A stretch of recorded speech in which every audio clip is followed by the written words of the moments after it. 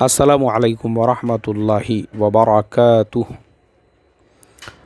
मोहतरम भाइयों, बुज़ुर्गों और दोस्तों, ये हमारा इस्लाह मुआशरा का 1132वां सबक है। मोहतरम दोस्तों, लॉकडाउन में लोग मेंटली डिप्रेशन का शिकार हो रहे हैं। इसी वजह से तलाक़ का जो रेशियो है वो बहुत ज़्यादा बढ़ चुका है। घरेलू वायलेंस, मियाँ बीवी के लड़ाई झगड़े, घरों में लड़ाई झगड़े, इस वजह से महाराष्ट्र के मुख्यमंत्री माननीय उद्धव जी ठाकरे ने भी इस मसले को हाईलाइट किया और उन्होंने भी बाज़ाब्ता ये अनाउंसमेंट किया कि घरों में अगर औरतों पर जुल्म होता है तो उसको बिल्कुल बर्दाश्त नहीं किया जाएगा और पुलिस उसके ऊपर एक्शन लेंगी। तो हमने इस टॉपिक के ऊपर ऑलरेडी एक सबक भेजा है। फिर दूसरी चीज़ ये पता चली कि जॉब्स जाने की वजह से, बिज़नेस के लॉसेस की वजह से बहुत सारे लोग डिप्रेशन का शिकार हो रहे हैं। तो हमारा कल का जो सबक था वो उसी टॉपिक के ऊपर था कि रोज़ी का मालिक अल्लाह है और अल्लाह तबारक व तआला जब उसने हमको ज़िंदा रखा है तो वो रोज़ी भी देंगे। और जो लोग दुनिया से जा चुके हैं हम उनसे और अपने से नीचे वालों से सबक हासिल करें, लोग कैसी कैसी परेशानियों में हैं। तो ये दो सबक हमारे आ चुके थे। अब आज जो है मेंटली डिप्रेशन की वजह से अड़ोस पड़ोस में लड़ाई झगड़े, गली मोहल्लों में लड़ाई झगड़े, मारा मारी, यहाँ तक कि अभी मैं टाइम्स ऑफ इंडिया जो ऑनलाइन न्यूज़पेपर है उसके ऊपर पढ़ रहा था। मुंबई के अंदर दो सगे भाई, जवान बच्चे, उन दोनों का मर्डर हो गया, कत्ल हो गया, सिर्फ़ और सिर्फ ज़रा सी बातचीत की वजह से। गली मोहल्लों के अंदर बाइक जो है उसको पार्क करने की वजह से लड़ाई झगड़े, तेरी मेरी हुई। नौबत यहाँ तक पहुँची कि दो सगे भाइयों का मर्डर हो गया, उनका कत्ल हो गया। इन्ना लिल्लाहि व इन्ना इलैहि राजिऊन। अल्लाह तबारक व तआला उन दोनों नौजवानों की मग़फ़िरत फ़रमाए और उनके माँ बाप को, उनके अइज़ा व अक़रबा को सब्र जमील की तौफ़ीक़ अता फ़रमाए। मेरे मोहतरम दोस्तों, चूँकि लॉकडाउन है, लॉकडाउन की वजह से लोग अपने घरों में ही हैं। तो प्रॉब्लम क्या हो रहा है, हम लोग जैसे अपने टाइम का यूटिलाइज़ करना चाहिए वो नहीं करके गली मोहल्लों में मोबाइल लेकर बैठे हुए हैं। अब उसके अंदर जो है एक दूसरे से मुकाबला चल रहा है, किसका मोबाइल भारी है, कौन ज़्यादा पैसे वाला है, किसकी दुकान ज़्यादा बड़ी है, किसके पास कितने नौकर है।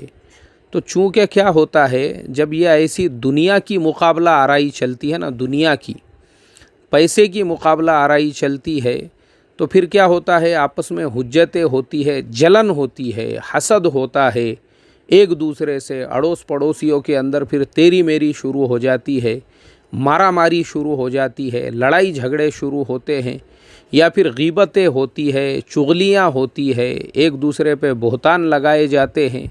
नौबतें यहाँ तक पहुँचती है, फिर मारा मारी, लड़ाई झगड़े। तो इसके केसेस बहुत ज़्यादा बढ़ चुके हैं, बहुत ज़्यादा। इतने केसेस बढ़ चुके हैं जो मैंने अभी आपको बताया कि दो मुस्लिम नौजवानों की जान चली गई इसके अंदर। बड़ा अफसोस हुआ मुझे वो न्यूज़ पढ़ के। तो आज जो है मैं आप तमाम लोगों को बताऊंगा कि देखो, वक्त जो है ना, वक्त ये अल्लाह तबारक व तआला की बहुत बड़ी नेमत है। ये इसकी कदर करना बहुत ज़रूरी है। एक बार जो वक्त चला गया लाइफ में फिर वो वापस नहीं आता है।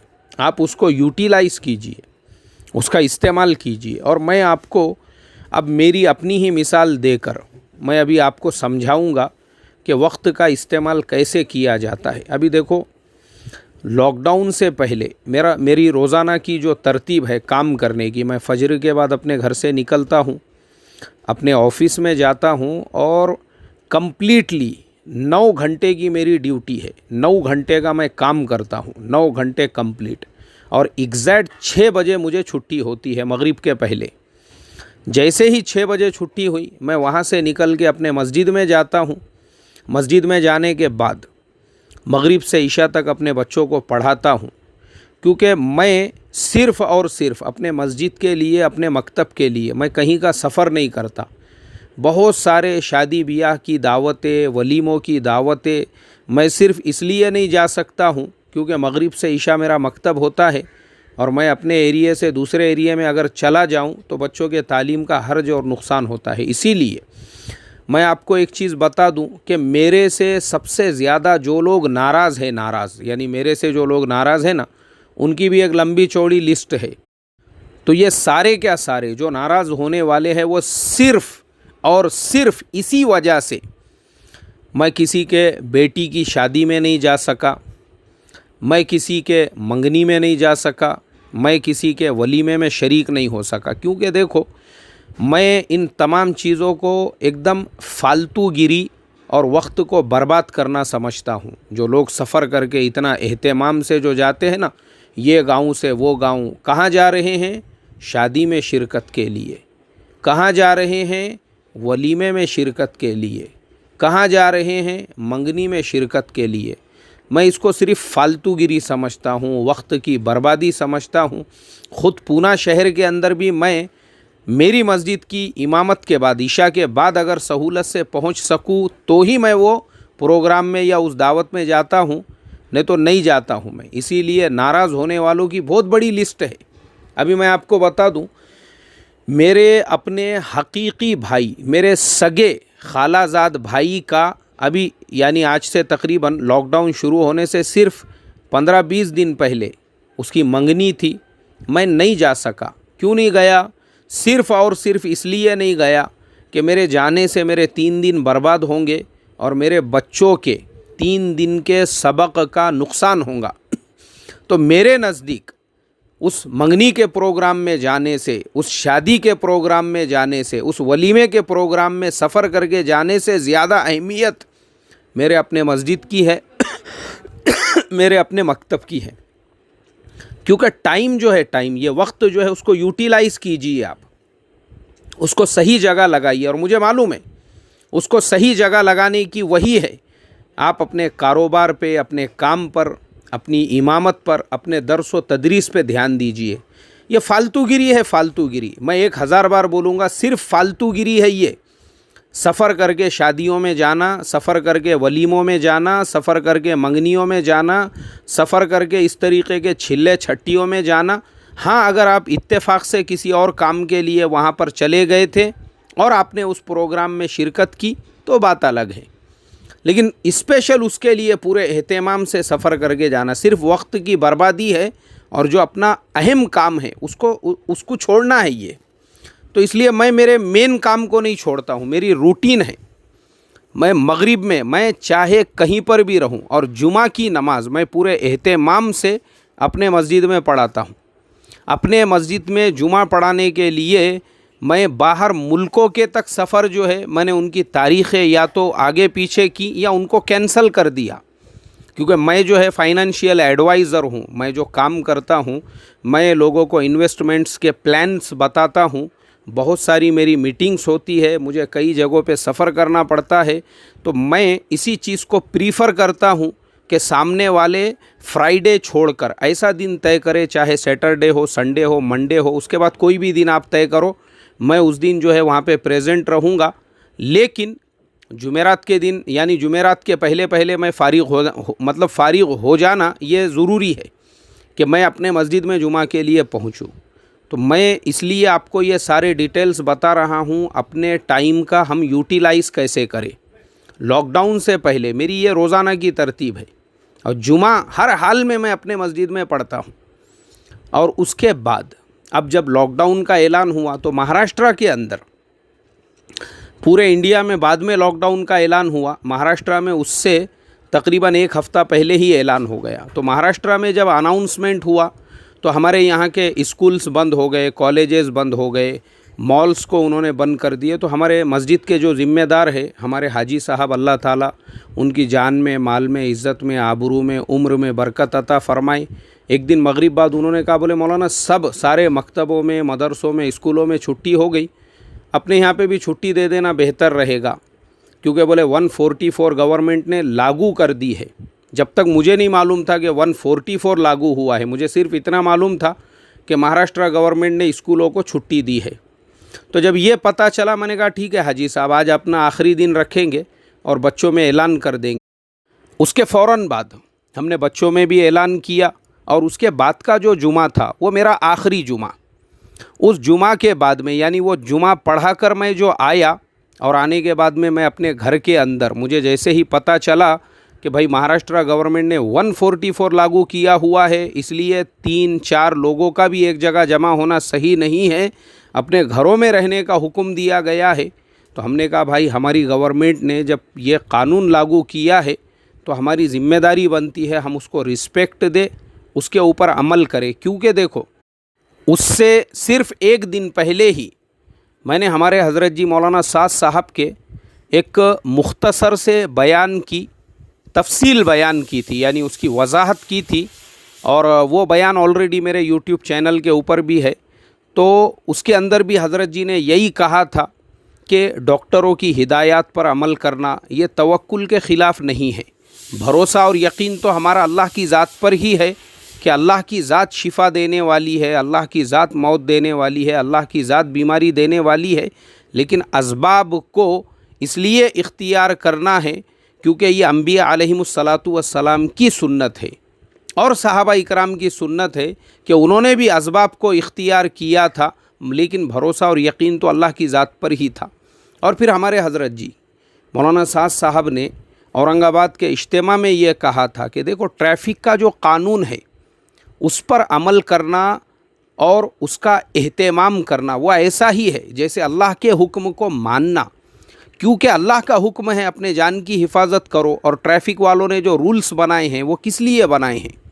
तुम्हारी जान की हिफाजत के लिए। तो ये चीज़ मुझे अच्छे तरीके से याद थी। तो मैंने सोचा, मैं बोला भाई जो ट्रैफ़िक का उसूल है, और कोरोना वायरस के वक्त पूरी दुनिया की गवर्नमेंटें जिन्होंने लॉकडाउन कर दिया और लोगों को घरों में रहने के लिए कह रहे हैं, किस लिए कह रहे हैं? ताकि इंसानों की जानें बचे। तो ये बेचारे हमारी जान बचाने के लिए ये सारी कोशिशें कर रहे हैं। तो अपने ऊपर भी फ़र्ज़ है हम अपने गवर्नमेंट के कायदे कानून को सम्मान करते हुए अपने घर के अंदर रहे। तो अब मैं आपको बताता हूँ, तकरीबन मुझे 35 दिन हो चुके हैं, 35 दिन मुकम्मल मैं ख़ुद अपने घर के अंदर ही हूँ। ना मैं बाहर जाता हूँ, ना मुझे मजलिसों में बैठने का शौक़ है, ना मुझे जो है लोगों के साथ में बहसो मुबाहिसा, ना लोगों की ग़ीबत की मजलिसों में, ना चुगलियों की, ना बोहतान की, ना तेरी मेरी की, इसका क्या चल रहा उसका क्या चल रहा। ये फालतूगिरी का मुझे रत्ती बराबर भी शौक़ नहीं है, इसलिए मेरी कोई मजलिस भी नहीं, मैं लोगों के साथ में बैठता भी नहीं हूँ। मुझे 35 दिन हो चुके हैं मैं अपने घर की चार दीवारी में हूँ। सिर्फ़ एक मरतबा एक चैनल वालों का मुझे बार बार फ़ोन आ रहा था, उनको मेरा इंटरव्यू उनके स्टूडियो में लेना है। मैं बोला भाई अगर स्टूडियो में लेना है तो आपके पास में गवर्नमेंट का पास है? बोले नहीं, हम तो मीडिया वाले लोग हैं, हमारे पास तो पास है। मैंने कहा अगर पास है तो आप गाड़ी लेके ख़ुद आइए, मुझे लेकर जाइए, लाकर छोड़िए, तो मैं आपके साथ में आता हूँ। तो बेचारे ख़ुद गाड़ी लेकर आए और फिर मैं उनके साथ में गया। उसके अलावा भी बहुत से चैनल वालों के फ़ोन आए, न्यूज़ चैनल्स के फ़ोन आए।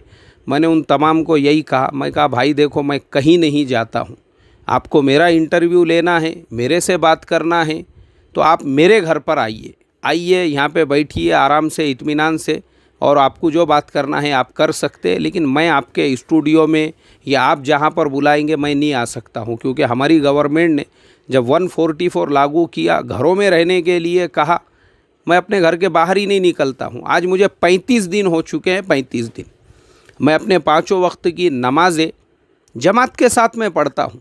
और मैं जमात का एक मसला सब लोगों को बता दूँ, अगर 2 लोग भी है तो आप जमात के साथ में नमाज़ पढ़ सकते हैं। इतना ही है, नमाज तो माशाल्लाह जमात से हो रही है, उसका पूरा सवाब मिल रहा है। बस इतना है कि मस्जिद के सवाब से हम महरूम हैं। और फिर उसके अलावा बाकी जो वक्त है, एक वक्त कुरान पाक की तिलावत का मुतअय्यन है, उसके बाद किताबों के मुताले का वक्त तय है, जो सवालात ईमेल पे आते हैं, फिर मेरे अपने जो दूसरे काम होते हैं। मैं अभी आपको क्या बताऊं, दिन किधर निकलता है और किधर ख़त्म होता है, मैं ख़ुद परेशान हूं कि देखते देखते 35 दिन ख़त्म हो गए घर के 4 दीवारी के अंदर। तो आपके ऊपर डिपेंड करता है। ये बाहर बैठना, मजलिसें लगाना, गीबत चुगलियों से बेहतर ये है घर में रह के कुरान पाक सीखो। आपको नमाज नहीं आती है, नमाज सीखो। घर के अंदर बैठकर ही अपनी सूरतें सही करो, दूसरी किताबें पढ़ो, दीनी किताबों का मुताला करो। और जो बच्चे हैं, जो स्टूडेंट्स हैं, वो नई नई चीज़ें सीखो। अभी मेरे जो फ़र्जंद है, उन्होंने ऑनलाइन जो है एक अमेरिकन यूनिवर्सिटी से 4 सॉफ्टवेयर के कोर्स कंप्लीट किए ऑनलाइन, और उनको माशाल्लाह उसका सर्टिफिकेट्स भी मिल गया। तो ये हमारे नौजवानों पे डिपेंड है, टाइम का यूटिलाइज़ कैसे करना। और हमारी माँ बहनें कुरान पाक की तिलावत करें। गीबतें, चुगलियाँ, 2-2, 3-3 घंटे मोबाइलों पे लगे रहना कैंसर की बीमारियों को दावत देना है। इसलिए मुसलमानों, घरों में ही रहो और फितनों से बचो। सलामु अलैकुम व रहमतुल्लाहि व बरकातुहू।